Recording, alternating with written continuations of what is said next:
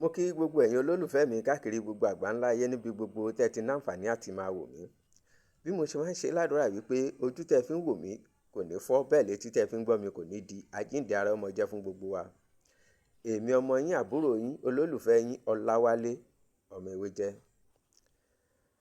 Tó gẹ́gẹ́ bí ìṣe mi, kí ni mo tún mú wá lónìí ni oògùn inú rírun tàbí ẹ̀rọ májèlé. Oògùn inú rírun tàbí ẹ̀rọ májèlé. Tínú bá ń run ni lódìlódì. Kí ni nǹkan tí ẹ máa lọ bá mi wá? Ẹ lọ bá mi wá òróró màálù. Òróró màálù.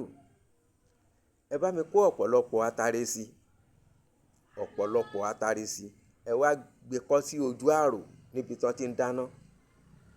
Kó jẹ́ déédéé ojú àrò níbi tí èéfín iná àti híìtì iná yóò máa kàn.